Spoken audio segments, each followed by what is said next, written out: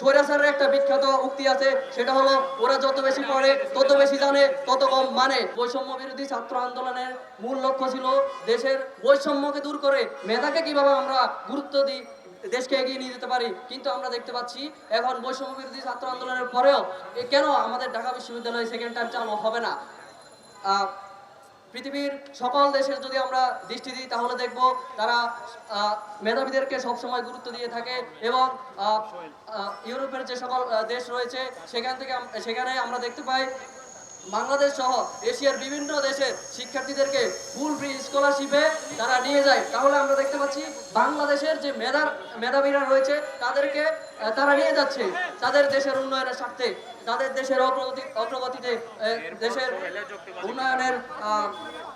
উন্নয়নে তারা অবদান রাখার জন্য এবং তাদের দেশকে বিশ্বের রোল মডেল হিসেবে তৈরি করছে। আমাদের দেশের মেধাবীদেরকে নিয়ে যাচ্ছে। অথচ আমরা দেখতে পাচ্ছি আমাদের দেশে উচ্চশিক্ষায় একটা প্রতিবন্ধকতা সৃষ্টি করে আমাদের জাতিকে পুরো একটা শিক্ষার মেরুদণ্ড একটা ভেঙে দিচ্ছে।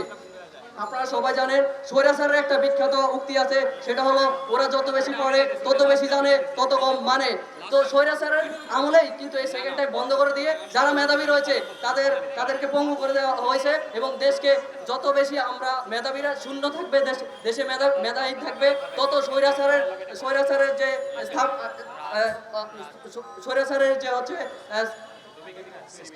স্বৈরাচারের রাজত্ব এটা আরো বেশি কায়েম করা হবে। তো আমরা বলতে চাচ্ছি যদি ঢাকা বিশ্ববিদ্যালয় সেকেন্ড টাইম এবছর চালু করে না হয় তাহলে পরবর্তী বছরে এভাবে আন্দোলন চলতে থাকবে। আমরা সেগুলো কোনোভাবে সহ্য করে নিব না। Chittagong university, Jahangirnagar university, Rajshahi university, এমনকি যখন ঢাকা ইউনিভার্সিটি প্রতিষ্ঠিত হয়েছে ওই সময় থেকেও সেকেন্ড টাইম চালু ছিল, কিন্তু ফ্যাসিবাদী সরকার সিংহাসনে বসার পর থেকে 14-15 সাল থেকে সেকেন্ড টাইম সরিয়ে ফেলা হয়।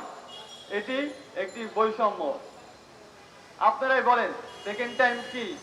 সেকেন্ড টাইম পরীক্ষার মাধ্যমে কি কোনো স্টুডেন্টের ভালো হয় না নাকি খারাপ হয়? আমরা জানি মেডিকেলও সেকেন্ড টাইম রয়েছে, তাহলে কেন ঢাবিতে সেকেন্ড টাইম থাকতে পারবে না? অনেকে বলে সেকেন্ড টাইমের মাধ্যমে নাকি বৈষম্য সৃষ্টি করা হয়, তাহলে কেন বিসিএস পরীক্ষাতে সেকেন্ড টাইমের ব্যবস্থা রয়েছে?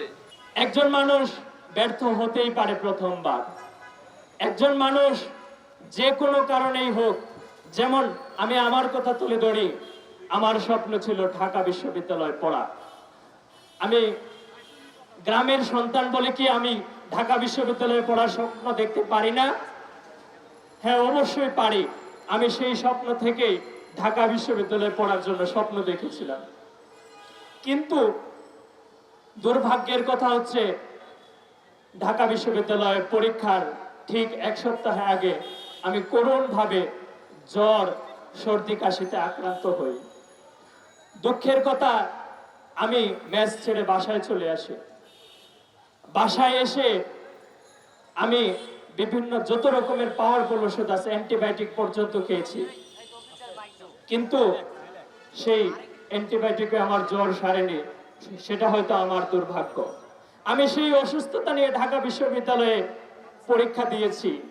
আমার হাত কাঁপছিল ভয়ের কারণে না, অসুস্থতার কারণে। এই অসুস্থতার কারণে আমি ঢাকা বিশ্ববিদ্যালয়ে সেদিন হাত কাঁপতে কাঁপতে পরীক্ষা দিয়েছি। কিন্তু দুর্ভাগ্য, ঢাকা বিশ্ববিদ্যালয়ে আমার পজিশন এসেছিল বাণিজ্য বিভাগে 2201 আশিকুর রহমান। ঢাকা বিশ্ববিদ্যালয়ে আমরা সকলে জানি সিট কম। সেদিন আমি অসুস্থতা অবস্থায় পরীক্ষা দিয়েছি এবং সেখানে আমি পাশ করেছি, কিন্তু আমার সিট হয়নি, কারণ সিটের স্বল্পতা। কিন্তু আমি যে স্বপ্নটা দেখেছি সেই স্বপ্নটাকে আমি দ্বিতীয়বারে নিতে পারি না? আমার কি সেই সুযোগ নাই? আমাদের দেশের শিক্ষা ব্যবস্থার আমরা এই দাবি আদায়ের লক্ষ্যে আমরা বিসি স্যারের নিকট আমাদের স্মারকলিপি জমা দিয়েছিলাম। উনি আমাদেরকে আশ্বস্ত করেছিলেন যে 22 তারিখের পর উনি আমাদেরকে বিষয়টা জানাবেন। উনি না জানালে কল করে হলেও জানাবেন। এর পরবর্তীতে উনি আমাদেরকে এই বিষয়টা এখনো আশ্বস্ত করেননি, উনি আমাদেরকে এখনো ফিডব্যাক দেননি। এর জন্য আমরা আবারও রাস্তায় নামতে বাধ্য হয়েছি। ঢাকা বিশ্ববিদ্যালয় সেকেন্ড টাইম ভর্তি পরীক্ষা চাওয়ার কারণে আমরা যথেষ্ট ট্রলের শিকার হয়েছি, যেটা যার কারণে আমাদের সাথে স্টুডেন্টরা এখানে আসতে ভয় পায়, লজ্জা পায় যে মিডিয়া বা অন্য অন্যান্য মানুষ কি বলবে। আমি আমার সহপাঠী এবং সকলকে বলতে চাই হচ্ছে যে এই দাবিটি যথেষ্ট যৌক্তিক। তোমরাও প্লিজ আমাদের সাথে এক হও এবং আমাদেরকে আমাদের সাফল্যে পৌঁছাতে সাহায্য করো।